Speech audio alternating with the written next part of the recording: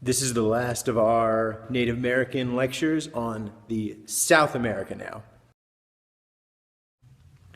Our primary interest today is going to be a civilization called the Inca. But I want to make sure you know that they're not the first civilization in South America. There are plenty of civilizations that exist before them.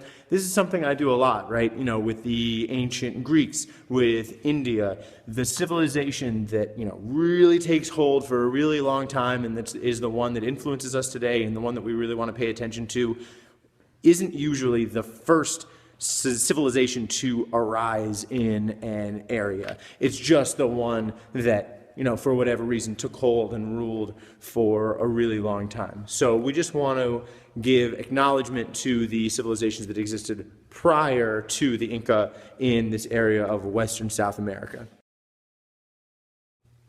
This is the artifacts from one of those previous civilizations. This was an artifact from the Mochi people, and I want you to just think about what this could be for. What's the purpose of this thing? Imagine you're an archaeologist and you found that, right? A head with a thing on the top of it.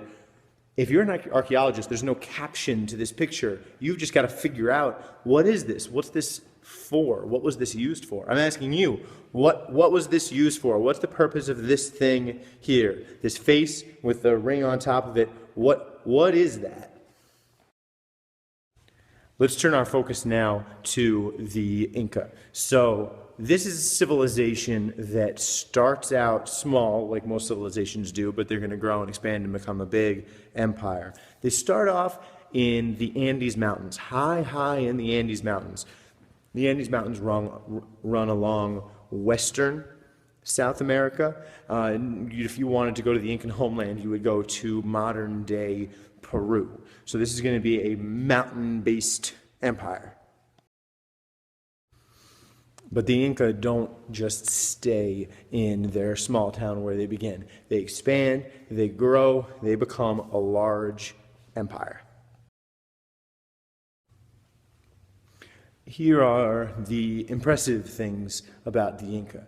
They've got this highly centralized society, government ruled over by a king. They've got many soldiers. You can see in the picture here them having defeated some people. You see them in the front with their hands tied. Those animals over there are the llama.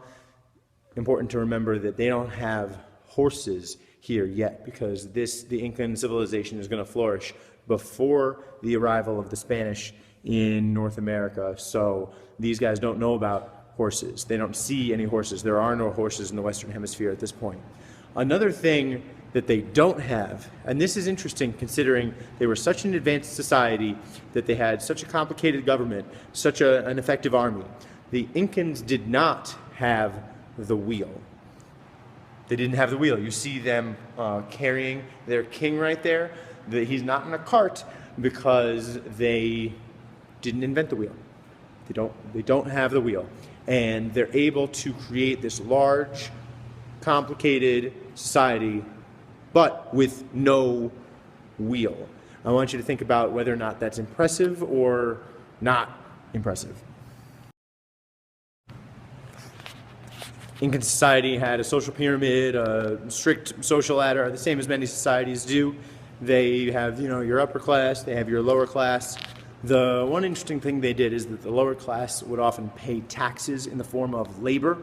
So instead of paying a certain amount of, money for, this is the taxes that we owe this year, they would pay, a week's, a month's worth of work to the government. They would spend that week or month working on some government project, and that was their taxes.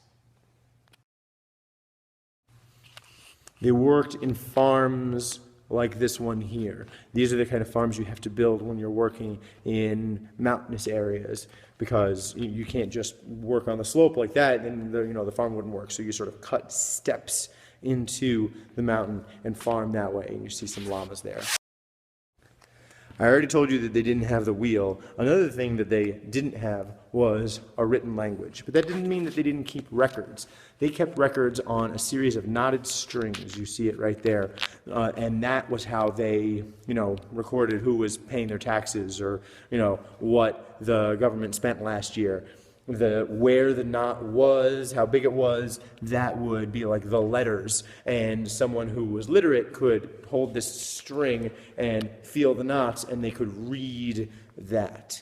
So they didn't have the wheel, they didn't have written language, but they were able to develop this very, very big, very interesting society just using different methods.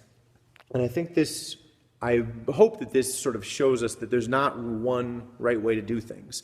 It's not as if the only societies that were ever successful were ones that did things the way that we do them. These guys were building a society in a very different way, and that doesn't necessarily mean that it was the wrong way. I mean, I think that the written language is better than the quipu, but is it? I don't know. Think about it.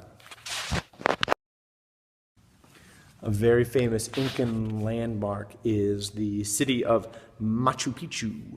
This is a city, you see it right here, high up in the Andes Mountains. And the reason that it's notable is when the Spanish came in, they wrecked a lot of ancient Incan architecture. They knocked a lot of stuff down to build their own things. They, though, were not aware of this city here, because it was it had already been abandoned by the Incans for whatever reason before the Spanish arrived, so they just never heard about it. So it's remarkably well preserved, and you can go there and really see, how the ancient Incans used to, build houses and stuff. So this is a very famous place, a site that a lot of people like to go to. It's called Machu Picchu. The Incan story ends the same way that the Aztec story ended, and that is that the Spanish arrive, that they bring with them diseases to which the Native Americans have no immunity, and before the Spanish even begin any kind of formal conquest, the Native Americans are ravaged by disease. Many of them perish. These pictures below me here are a primary source. This is somebody who saw the diseases actually taking hold.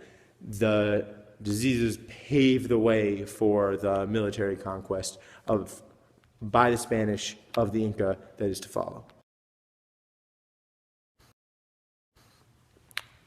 In addition to lack of immunity to the diseases that the Europeans bring, the Europeans also bring firearms. They have guns. They have, superior steel weapons.